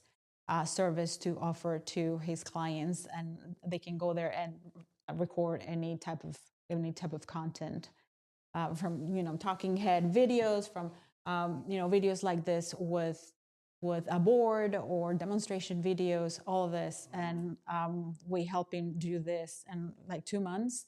He was up and running. So yeah, we could definitely, that's one of our favorite things to do. We help clients set up their studios. I was just on a meeting yesterday with a really amazing man, Landon, and he was in Lake Tahoe. We had an amazing conversation. We're helping him as well. And so, yeah, hit us up. Don't be shy. Yeah. And but we also have programs. We also offer other things for those who really want to get started, and they want to start from the very beginning, and they want to work with us, and they are looking to work with us in a very affordable way. I have a program coming up that I'm going to be leading myself. I also have a training. It's going to be a 3-day training, and I'm very excited. I'm putting that together. It's going to kick the beginning of 2025. The beginning of 2025. I believe it's January 6th, is it not? Yes, January 6th. It hasn't been publicly announced yet, but we are Veronica's doing a 3-day workshop, launch your podcast workshop, January 6th. So you're invited to that. So keep coming back to these live streams. Yes, and we did have a couple more questions, but... Okay. I was going to say we're getting to the end of the live stream. We might have to catch the questions next time, or do we have time for a couple more? Yeah, let's. You want a couple more? Okay, yeah. So there's 2 more in here, and they're the first one is from Practical Independence, which I'm thinking Practical Independence is also the name of your podcast. Hopefully you're still here. I know you probably asked this a few minutes ago.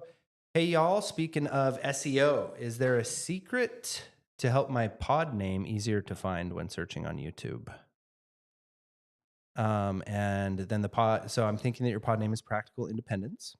Mm-hmm. And so as far as the pod name itself, there's probably not a secret in terms of that. Many people will try to name their podcast something that is a big keyword, and in hopes that that will help them rank if the keyword is really big. So now I will say that Practical Independence, the name itself, does not say anything to start with from somebody who's never seen or heard your podcast yet. I'll go check it out after the live stream. But I'll say that it doesn't tell me anything about your show right off the bat, which isn't a complete deal breaker for a good name. But if you're worried about, searchability and people kind of being able to know what your podcast is about and find it more easily, and maybe even if they see it in the directories, to be able to like click on it, but here Practical Independence can be practical independence in any number of topics, right? And so I get some more hints when I see the key and the logo of the microphone. But again, the hints just keep me guessing, and overall may have me wondering whether or not I even want to check out your show. Which, might be like, oh, geez, well, thanks for that. But that's just a little bit of advice as far as the name goes. However, an easy thing right now would just be Practical Independence Podcast. Actually, in this case on YouTube, I would recommend putting the word podcast after your name. And then just to ensure that your name is, that your podcast is set up as a playlist, and that playlist is turned on as a podcast in YouTube. So you go over to YouTube Music too. And then with that, I would. And also, so on Instagram or some social media accounts, when you add, certain things to the name, then it may make it easier for people when they're searching that. Like if you put like coach or consultant or something like that by your name, it may help you with your SEO on Instagram. I know that. But here on YouTube, like for you to have a name with keywords for your YouTube channel is the equivalent of getting a URL with keywords for your website. Is what you do with your content, how you optimize your content, that ultimately is going to give you that SEO and people consuming your content and watching what you post on your channel and things like that. And the same with our website is what you post on that website and how you optimize it that is going to bring you the SEO, not the URL or what you put, the keywords that you use for your URL. That you put in the name. That you put in the name. Yeah, the name doesn't have as much of a SEO importance as we would like it to, is what you're saying. So you want to improve your SEO content. Yes. And then I'll ask you. Make sure that the episodes that you post, that they are optimized, that they have good keywords, that you work on those, the titles and the thumbnails, because that's, that's the packaging. And then I'll ask you, since you're still here, Practical Independence, first, what's your name? And what is your podcast about? What's the main topic of your show? If you could drop that in the comments, that would be really cool. We could give you maybe some more ideas about things. And then also another thing is like, what's your show about and how long, how many episodes how long have you been podcasting for? And then we had another question as well. And this one here is, let me see if I can find it. I should be getting better at framing things. This is from Julieta, which I think, Julieta Gomez, that sounds familiar. I think that you were in another live stream. Correct me if I'm wrong. Are you still here, Julieta? Hopefully, let us know in the comments. She says, I wanted to do a podcast. My topic is about movies, TV series, but I don't know how to make it interesting because it is a very visual subject. I like that you hit on two big questions there, Julieta. So, Julieta, my question for you is, who's your audience and why would they tune in to your podcast? Why would, what's the reason? Like, what would make them interested in your podcast? So that's the first question. Yeah, and that's a question you can ask and I guess more ponder about. But another question is, before you make, and I ask you this because we've had a lot of folks who have come to us with the idea of making a movie review podcasts and TV shows and Netflix shows and all this. And the main reason why they want to do this is because they just want to sit down and have conversations with maybe their significant other or their friends about their opinions about certain shows, because that's fun for them. And then when you think about it this way, then your expectations or your goals when it comes to growing the show are significantly lower, because you're not making it for other people. So I want you to think, like, once again, the intersection between this that you want to do, feel passionate about, seems fun to you, with what an audience wants. And the way that you can do this research is that you can go and find on YouTube other channels that are doing something similar than what you're doing, and go through the comments and see what they're saying. Yes. See if they're liking that type of content. See if they're commenting of how they're lacking in a certain area, in a certain aspect of that they wish that the host would have said something different or would have addressed something different. And you take notes, and you, with your eagle eye, Yeah, because you are going to, that's your research, because what you want to do is that you want to make a show that people will enjoy. That's our main goal here. We can spend a lot of money in equipment. We can spend a lot of money, and people helping us and things like that. But if we're not making something that people will enjoy and that will find a lot of value in, then we will not grow as fast. yes, I love all of that. And I will say that this is such a common topic for podcasts, movies, and TV shows, that we have a lot of experience talking with people about this. You have one. I had one myself. And I love that you're hitting on two really important questions there.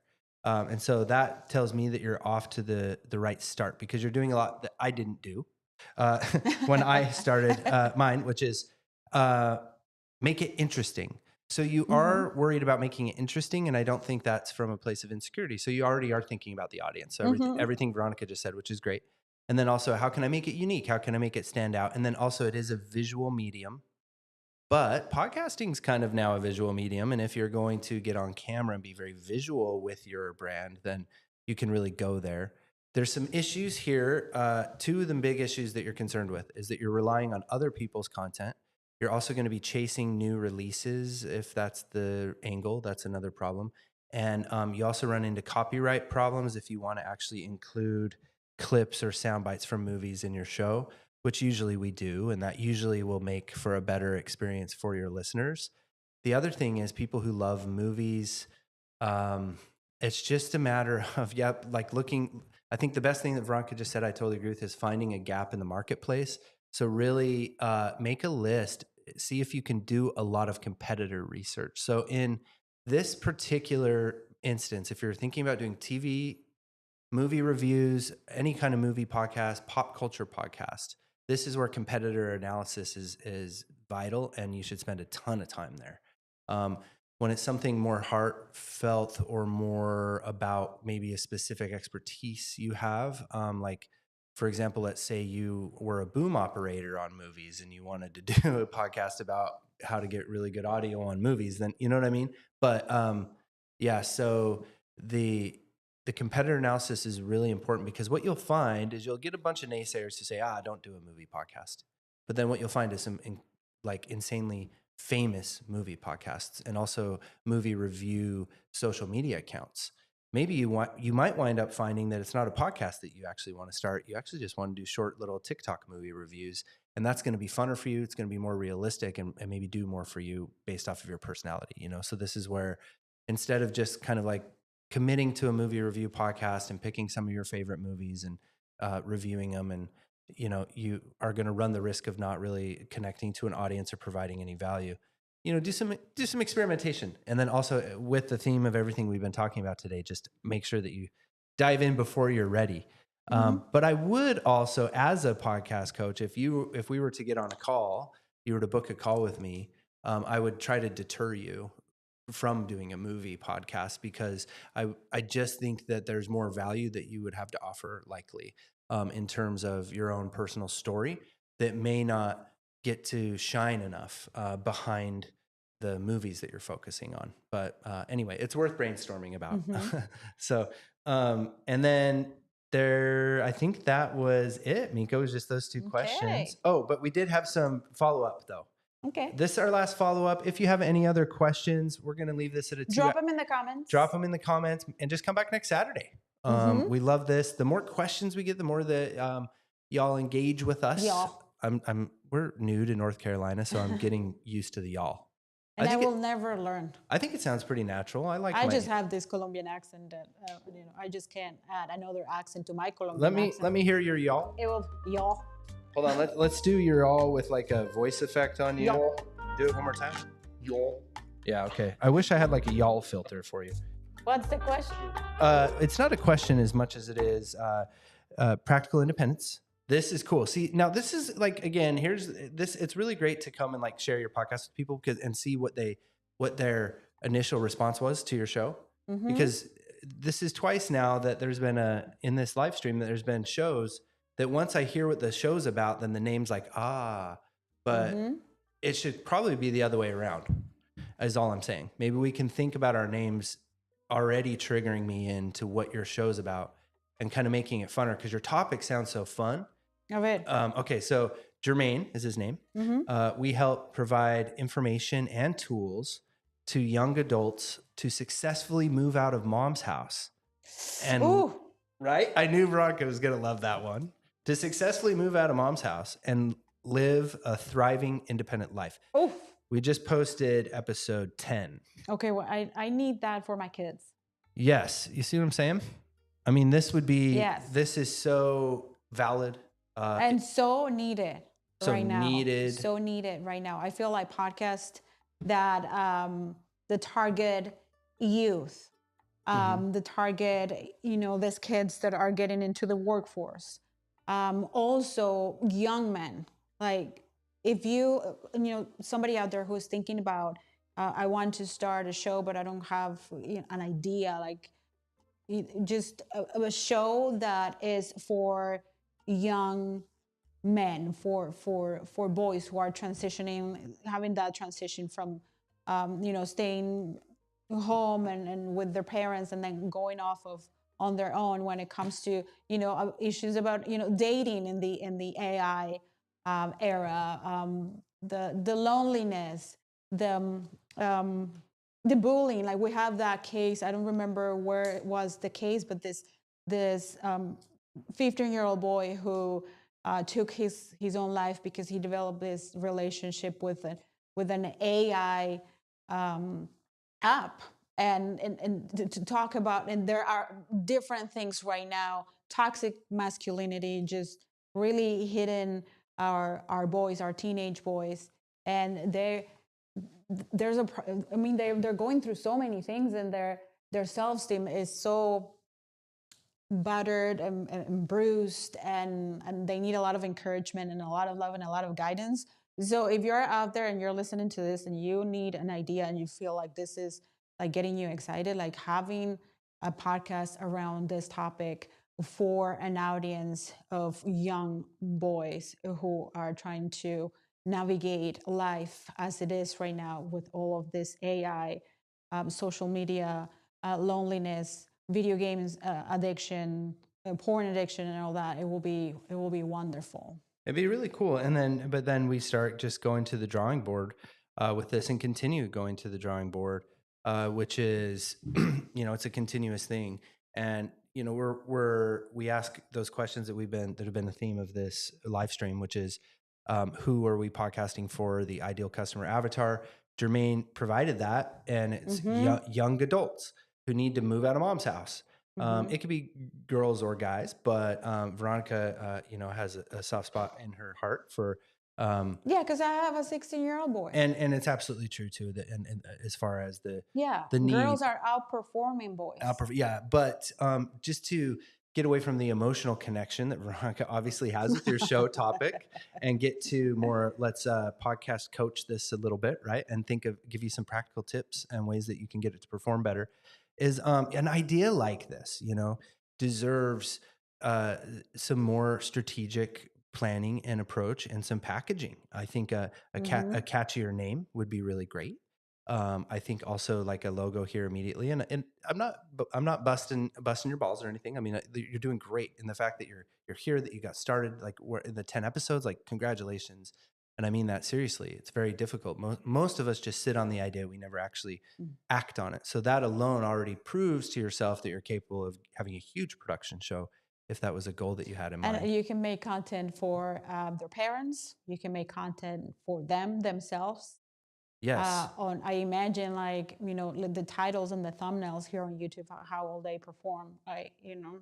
And that's the other thing too, is you can kind of do both. So this is brings up this whole idea of the ideal customer avatar and of niching down. Maybe you've heard, or the riches are in the niches. It's one that's confuses people, and also people get a little heated about it. But it's just, you can have multiple ICAs too on one show. It's actually possible. And with something like this, you could speak to both. You could have videos or episodes that are more geared towards the parents. But again, as we were talking about with packaging now, that's the first thing I would say is the graphical packaging, and actually the word packaging, the brand packaging would be a great place to start with and to keep working on. And I know that now we opened up some thoughts about that too. We have the Before You Do podcast. Should I lighten the colors up on my logo and say, oh no, we opened some can of worms? But we will be here next Saturday. So bring all of your questions. Yes. We love to have you here. This has been amazing. This has been really amazing. Yeah. And I'll just remember, once again, to take action. That's the main thing. And I will see you guys next Saturday. Yeah. Make sure that you subscribe to the channel if you haven't, and share this live stream with somebody who's just getting started. Yes. And thank you so much. And we will be back with you next Saturday. Yeah. Ciao.